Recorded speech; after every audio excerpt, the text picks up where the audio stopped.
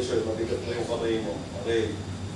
So, eto, traditional sling lang eh. Diba? Tatali nyo agad doon. Kaya lang, yung iba naman na maaarte, iniikot pa ng isa rito, nagiging underarm sling ang tawag.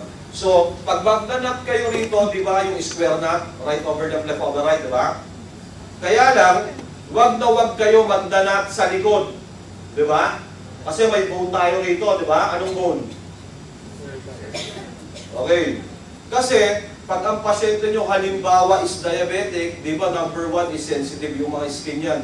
Konting friction lang magkakaroon ng sugat. So, dapat, mag-aano kayo, dito lang sa kabilang gilid.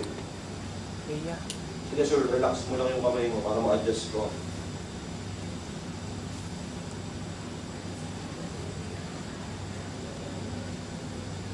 Yung makitali na sa gilid.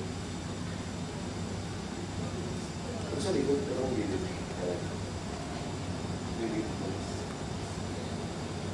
Ang technique lang dito, kunyari mga bukol na ganito, itago nyo kasi minsan pag tinatransport nyo na yung pasyente, is na ano yan, sumasabit. Saka kaya square na para mabilis tanggalin, di ba?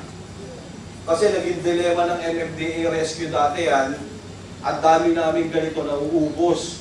Paano pagdating sa hospital, hindi matanggal yung doktor, nabibwisit, ginugupit ka agad. Kaya nauubos ka agad. So pag nagkabit na kayo ng sling, next na gagawin nyo is gumawa uli kayo ng isang krabats.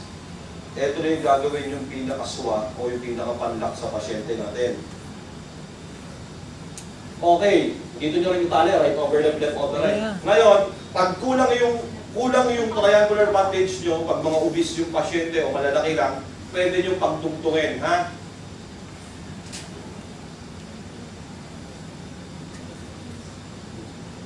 Ito, obese, sakto nga sa obese. Okay. Ano yung tinarip natin dito? Ano yung inimagbalais pala natin? Ha? Ano imagbalais natin?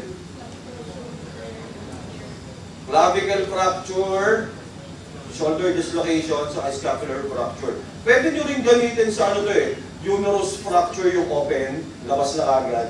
Kaya na pag hindi open, pagkakaiba lang, lalagyan natin ng split dito. Okay?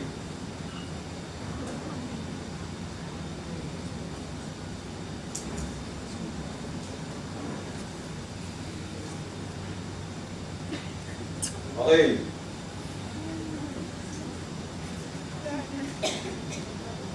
Kunyari, uterus fracture na yung pasyente natin. Hindi open ha, hindi open uterus fracture. So, gamit na kayo ng splint. Ang haba ng splint nyo is from elbow hanggang shoulder lang. Okay. Tapos yun. Tali. Okay, pag magtatali kayo ng splint, di ba yung cravats, tinupay mo pa ng isa, and then, pag natuping ganon, pasok nyo lang dito sa loob yung isa.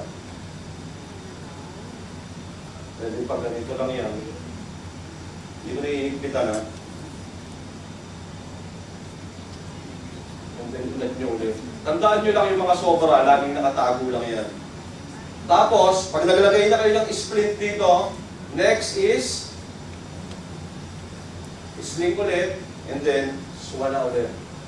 Okay? Okay, time out na. Break na daw.